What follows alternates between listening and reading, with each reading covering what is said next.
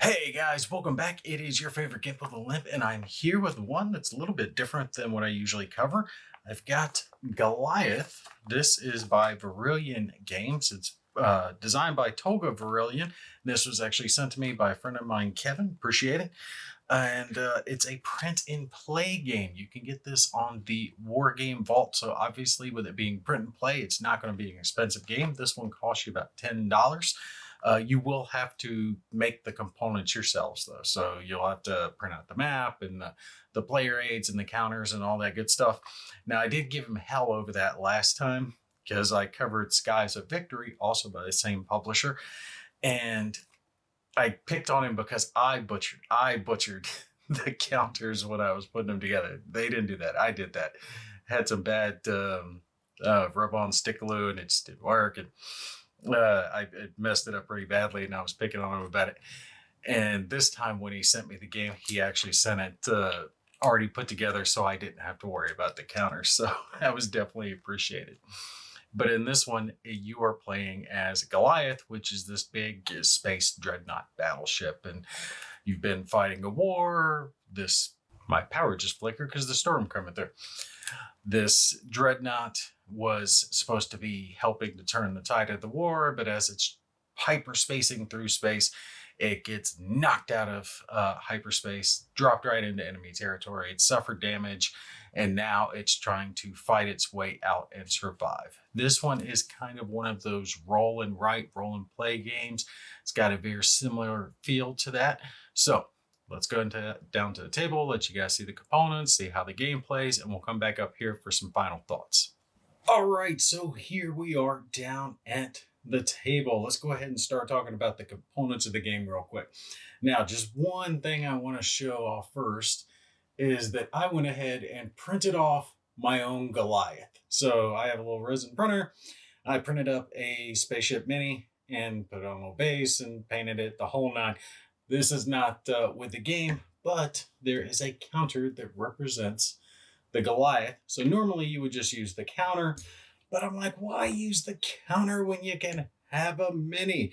And there's no stats on the counter for Goliath, so I don't have to worry about that. And I can have it directional, do the whole nine. So I figured I would go ahead and just do that. Have my own printed mini for Goliath. If you wanted to, you could use minis for the other threats as long as you had counters underneath them to signify their stats.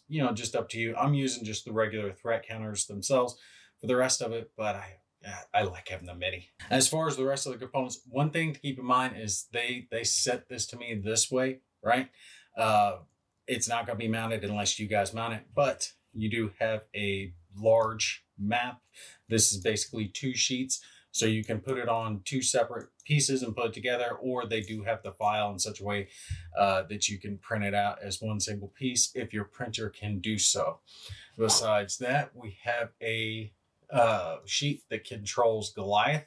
This is all your damage points, 0 all the way to destroyed, 35. Get to there, you're done.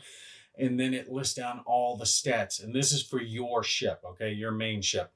The damage, depending on what level of damage you're at, will determine your function. Your actions, the most you can have is 2, unless there are some bonuses that will give you extras. The rest of the time you'll have 1. Targeting, that has to do with a modifier you get when you're firing. Your defense, so what the enemy needs to roll to puncture your armor. As you take more damage, your armor gets weaker. Speed, how many hexes you can travel. Your short, medium, and long range fire capabilities. So these are how many fire dice you can allocate at certain ranges. Short being 1 to 2, mid 3 to 4, long 5 to 6. And you can do all of these. So when your ship is on the board and targeting the enemy, it's not like you have to just fire at short range or medium or long. You can fire at all of those ranges. So the Goliath is pretty beastly. Last thing you've got is your repair stat. Obviously, if you're at 0, you don't need to repair. But otherwise, depending on the level of damage, you will roll again a d10, and if you beat it, you get to repair that damage, and it has to do with your repair level. Now that's one that you're going to have set out along with the map. The other one is going to be your turn record track, And this is going to have whoever's got the current action, any random events that are currently in play, any bonuses that you're using, and your current repair value. We've got our turn record tracker, right, all the way up through here. Victory points, 1s and 10s, your current enemy threat level, which will tick up along the course of the game. This will cause more dangerous ships to come onto the board. And if the enemy is getting any reinforcements, you will move this up to designate that reinforcements are coming onto the board. So those two sheets you want to have set out as well as your map. Besides that, there are a selection of player aids that have a bunch of cool information on it. We have our sequence of play. Very nice. I mean, it spells it all out. Really, really easy to understand. And then any modifiers for the current game turn are listed down over here. Sequence of play, drawing random events, placing enemy reinforcements if any are coming, prepare action counters, and this is something that I like that the game does. So we've got our Goliath action. Say we've got a couple of those in there. Defense platforms get one. The target, the thing you're trying to destroy, it gets one. And then there is a counter for each level of threat that you have. So when you're playing through your game turn, you're going to randomly draw these counters out, and that's how it's going to determine who activates when. And I've always liked the chit draw mechanic for determining the order of play. It gives that just nice random factor that you need for games like this. And then obviously you're going to draw those action counters until you've drawn all of them. It tells you what to do for targets, defense, threats, and Goliath. Lastly, you will check for your victory conditions, and they're listed down here, and then the result depending on the victory points you get. The AI chart, and this has it listed down for all the different types of enemy that you'll have on the board. So your target, your defense platforms, and your threats, and you roll your D10. There's modifiers that'll come into play, and it'll determine what the enemy is going to do and if they get any bonuses. The only other one that is actually front and back for me is the game setup. So it's on the back of the sequence of play. We're going to go through the setup here in just a second, show you guys how a game sets up. Besides that, we have our unit descriptions, and I like this. This tells you everything you need to know. Nice one-stop shopping. What the target is. So what the target is, and I grabbed one of them. Oh, cool. I got the one that matched our sheet here. So this will be our target for our game, and it tells us what its stats are. So threats is how many threats it's going to start with on the board. Same for defensive platforms. Think of those as like, floating defensive stations that have shields or lasers or missiles, all that good stuff. Its defense value, its armor value, and its victory point total. And it's same stuff over here for the enemy threats, which are the little spaceships protecting it. Some of them are special. They have the little star bonus on there. The victory points you get for taking it out, and its class, that's going to be the same thing. So a level 1 is worth 1 victory point, level 6 worth 6. Its attack range, its firepower, any bonuses that it gets, its armor value, and its defense stat. So armor value is basically its health. Its defense is what you need to roll equal to or higher to do damage to it. And then down here are defensive platforms as well. They have the same type of stats that our targets and our threats are going to have. And some of them do have a shield icon that means it will have to be destroyed before you can target our main threat over here. And something that I like that they do is below each one of these, it spells out exactly what each one of these numbers represents. And I always appreciate when they put that right there on the player aid. Random events. Random events is easy. You're going to draw for random events. You'll have a nice little cup full of them. And this lists down all those random events and what it does. And last, we already talked about our AI charts. So let's go through a setup real quick of how we would set up a game. So first thing, we roll for our initial damage. And we got a 9. Thought it was 6 for a sec. 9. That's actually fairly good. That means we start with 10 damage on our ship. I was hoping for a 10, but I will take a 9. So we would put this right here to signify. And it's got it marked here on the Goliath damage board. You see little blue outlines, and that's where your stats are going to change. So once we get under 8, down here to the 7, our stats will increase. Now we're at 10, which means we are going to be down here that 8 to 14 range. It means we only get 1 action point. No, but our stats aren't horrible. We'll be able to do something with this. Then we also have an initial repair value. And you see it does it right along the line here. P1, P2, P3, P4. So we can just shoot straight down this to figure out all our initial stats. So our repair value is going to be 7. 7 is a 2. 2 is not bad. That means it gives us 2 dice to attempt to repair. Worst is 1. Best is 3. And same thing for how many bonuses we get to start with. We got 6. 6 gives us 2 bonuses. Bonuses, just like our rain events, we're going to have a cup full of bonuses. So we will draw out a couple of these that we get to add. And these are one-offs, right? Bonuses that we get to have. Here we've got a -1 to hit. And, a skip enemy action. That's a good one. So we get to put those over there with our available bonuses and use them during gameplay. And what do we have left? We've got our bonuses. Now we've got our initial threat level all the way from 3 to a 1. So let's roll our die. We got an 8, and that is 2. That's not too bad. That is not too bad. That we will keep track of over here on our little sheet. Our initial enemy threat level is a 2. So we've got no victory points starting on level 1. We have a couple of bonuses we put up here, and our repair value is a 2. So now, after that, we have to figure out what we've got going on. We have to put our target on the board. We have to put our Goliath on the board. We have to place threats. We have to place the defense platforms. All right, so very quickly, let's roll real quick and see where our Goliath is going to go. We got 1. So Goliath is going to go up here. This set of numbers over here tells us where Goliath is going to start. These set of numbers tell us where our target and our defense platforms are going to start. And these numbers out here tell us where our threats are going to start. And you can tell because they have the little diamond symbol there. The rest of these are like asteroid fields that will provide defensive bonuses for any ships that are in them. So our target would be at 3. So I'm going to place it there. All right, so I randomly grabbed 3 of our defensive platforms. We'll put those out there in just a second.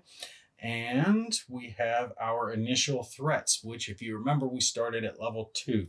So that means all of these level 1 and level 2 threat ships are going to start in a cup. So let me add those to a cup here. I got an extra bowl. Dump those in there. And we will shuffle these up, and we get 4 of these that are going to start. And again, that is listed down on our target. We've got 4 threats, 3 defensive platforms that start on the map. So let's draw out. We got 1 there, 2, 3, and 4. So let's roll for our threats real quick. We've got 1 at 1. Roll him there. We've got another one at 2. Where's 2? Way down here. We're going to have another one over at 7. Where's 7? 7's right here.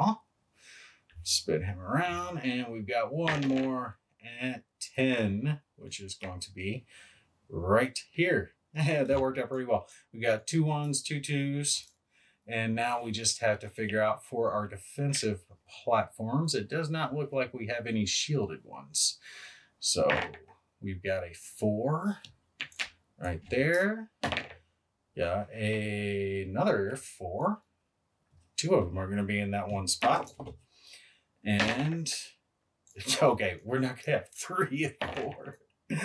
We'll put it at 8. There we go. So we have our game set up. We've got 2 defensive platforms there, 1 down here, couple of threats, and our Goliath that started up here, got 10 damage, and now we just need to make sure that we have all of our counters in there. Goliath is only going to have 1 action token to start with. We will pull out our action tokens for 1 and 2, since we have those 2 levels of threats. our token for the target, token for the defensive platforms, and this will be our chit draw starting out. Now, we're not going to play through all of this, but we'll go over a quick example of play of how this stuff is going to work. First thing we would do is draw a random event. So let me pull one out of our cup, and we've got nothing, no event. All right, hold on. Our random events can be a selection of different things. Goliath gets an extra action, enemies suffer, die roll modifiers, you can repair. Basically, it's a selection of good stuff and bad stuff that can happen. Stealth mines, Goliath is struck by stealth mines. Roll 1d10 to determine the damage. So modifiers, good and bad, repairs for the enemy, extra threats coming on the board. Just a whole wide variety of those are in here, including some no events, which is the first thing that I drew. But remember, from our sequence of play, next thing we would put any reinforcements if applicable. There's none for this first turn. We've already put our action counters in here, and this is where we would start drawing out our action counters and rolling to see what the enemy's going to do and what we're going to do. All right, so just as a quick example, let's say we drew out our Goliath. So depending on what damage we have, we're going to have certain stats for our ship. So sadly, Goliath is a little slow right now, so we can only move up just a single hex. The fastest we can get is 2, unless we've got any bonuses for movement. But right now we do not. So I can move up a single hex. Now, with Goliath, you can attack, you can move, you can attack and move, you can move, then attack, or you can pass. So basically, it's up to you on the order you want to do stuff. So we want to move up, and then we've got a variety of different weapons that we can use at this range. Now, his stats are 4, 4, and 2 at the repair level that he is at. So I've got 4 dice at range 1 to 2, 4 dice at range 3 to 4, and then 2 dice at 5 to 6. So I would definitely be able to target this threat at range 1 to 2. And I was hoping I would be able to get both of these guys, but I don't think I can because I'm not going to be able to get one into medium. Let's see, was that 1, 2, 3, 4, 5, 6? Yeah, both of these guys are going to be 6 away. 1, 2, 3, 4, 5, 6. Oh no, he's 1, 2, 4, so I can hit both of them. Now, there are firepower counters that are included with the game, and that's because you have the ability to divide up your firepower if you wanted to. You don't have to put all of your short-range firepower against just a single ship. You can divide it out. If there is a bunch of threats around, you could give each one of them 1 die attack. It's just up to you. Maybe you want to only put a couple of dice towards one because he's already been damaged in a previous turn, so you don't need to worry about him as much. In this case, though, my options are a little limited, so I'll put 4 firepower there and 2 over here. These counters just exist to help you kind of keep it in mind of what you're targeting with what. Oh, FYI, with this being a print and play, you obviously have to provide your own dice for it. Now, I'm rolling 4 firepower against him. His defense is a 7, so that means I've got to get a 7 or better. But I do have a +1 to my targeting, which means I only need a 6 or better. And 2 damage will destroy this guy.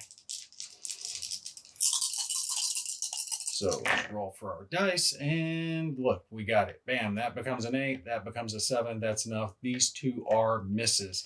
So our first salvo did enough damage to completely wipe this threat off the board, and we would tick up a single victory point and throw this one back into our threat cup.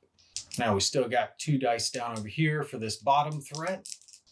So next we will roll our long range attack, and in this case we got a hit and a miss. Sadly, we were not able to take that one out. Let me grab the right counter. And in this case, we would mark him with a single damage. So we have done 1 point to him. He might be able to repair that on his turn, just depending on what type of rolls they get.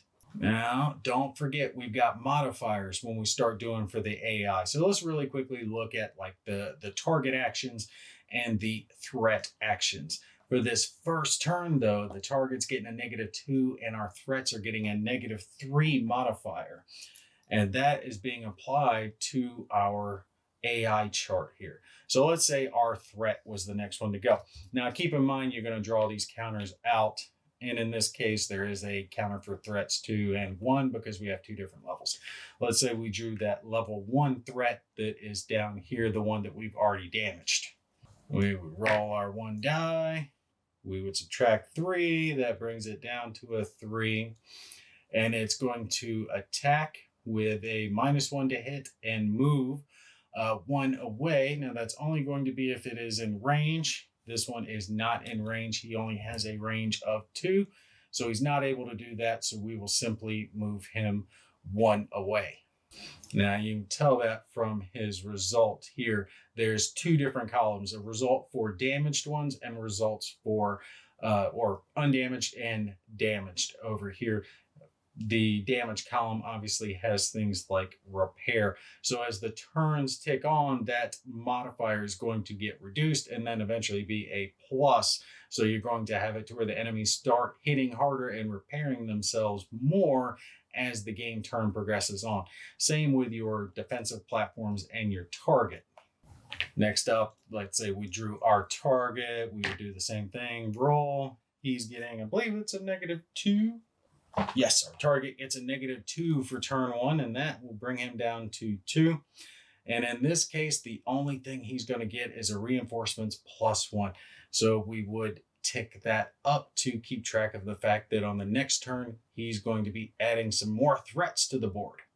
Now we're going to keep doing like that, drawing counters for the targets, for the threats, and having all of them act, including our defensive platforms, because they can start acting more when the enemy gets, or for them, the enemy, the Goliath, gets closer to them.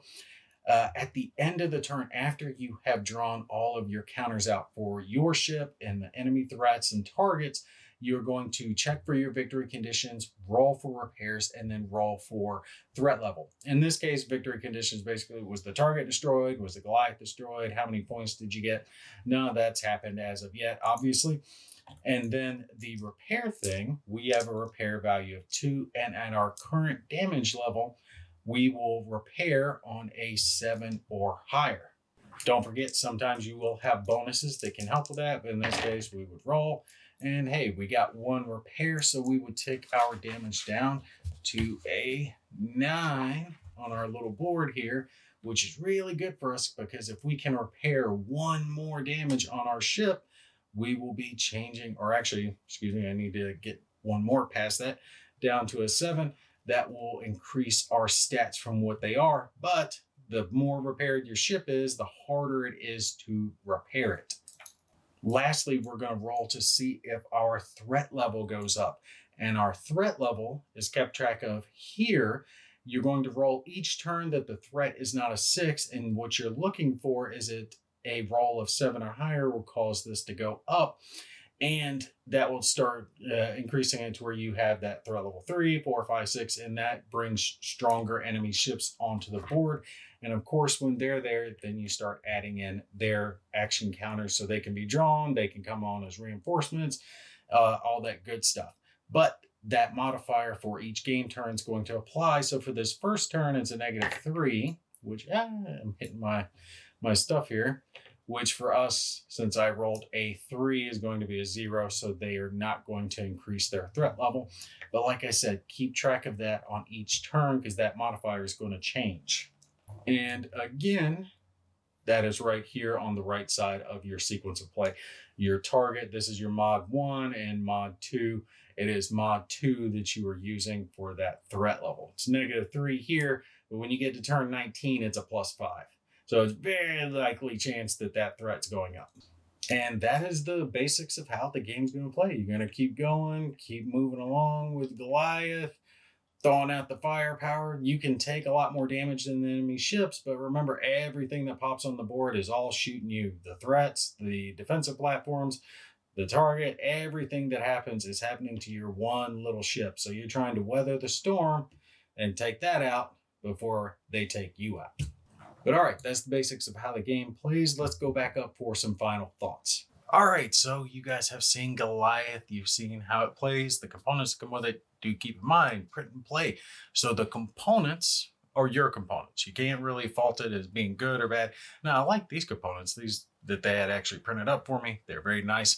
But again, You can print them out on your own. Poster paper will work fine for the player aids and the map. You could even just do the map with regular paper and do the my wife does it, and I'm blanking on the word for it.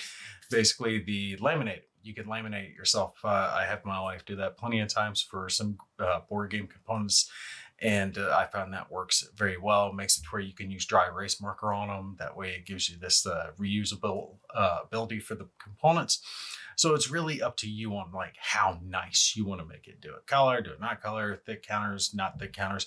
You can order blank counters online and just print these out and glue them right to it. So it's really, however you want to make the components on how good the quality is going to be. So really for this review, all we have to do is look at the gameplay itself. And like I said earlier, this one reminds me of the ones that I call the roll and write, right? The silent victories, the American Tank Ace, that style of game where the dice are carrying a lot of the gameplay, but the choice that you have matters. And there's choice in here on how you're going to operate your spaceship, right?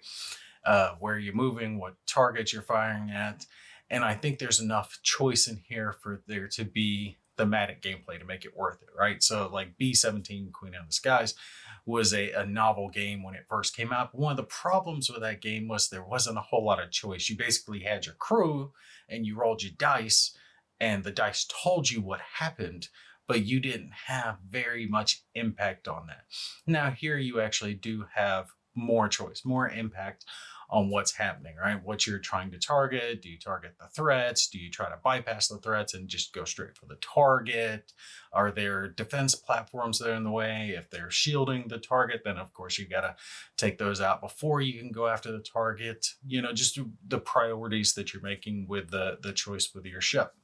So there's choice in Goliath. Another aspect to it is the beginning. And I think what they're shooting for here is the variability, not starting you on the same footprint every single time. So their storyline is that you're getting knocked out of hyperspace, and because of that, you've suffered all this damage. So you're not going to know exactly what the stats of your ship are going to be until you get into it.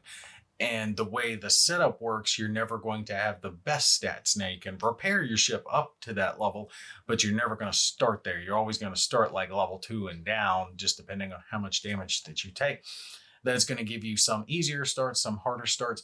And I like what they're going for there. What they're going for it feeling different. Sometimes you might have that better start, and sometimes you're just going to be beat all to hell and it's going to be a slog to get through it.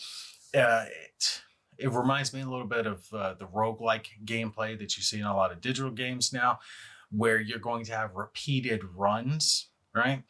And the difference there is, those repeated runs, you always kind of starting on the same foot. Here, they're changing that so the repeated runs feel different. But to be fair, though, those repeated runs in this game in Goliath, they're going to start you within a certain parameter, certain range. And there's only like 3 levels of the different levels of damage that Goliath can take. So you're not going to be way down at the worst, but you're not going to be the best either. It does give the game replayability. And one of the things I was kind of thinking in my head was, it'd be great if you could kind of build yourself up a little bit like the roguelikes have, so you can gain permanent bonuses. And board games, I just don't think they have the ability to have that aspect of the gameplay. Now, that's not to knock on the board game version. Board games just can't do everything that a digital game can, right? And that's fine. They're not all going to be able to do that. So I think ultimately this game is going to appeal to people who do like that roguelike nature of certain digital games, where you're repeating the same types of runs. There's going to be differences in between the runs. Some are going to be easier, some are going to be harder, but ultimately you're trying to see how far you can get. If you're a fan of games like Silent Victory, American Tank Ace, The Hunters, Goliath is one that you'll probably like, especially if you like sci-fi, if you like space, you like spaceships, shootings, lasers, missiles, all that good stuff. You can find something that you're going to like here. and it's very cost effective at only $10. The only drawback to that is, of course, the fact that you are going to have to print and put together all your own components. So ultimately, I'm going to give Goliath a printed out and painted mini out of 10. All right, you guys take care. I'll catch you in the next one.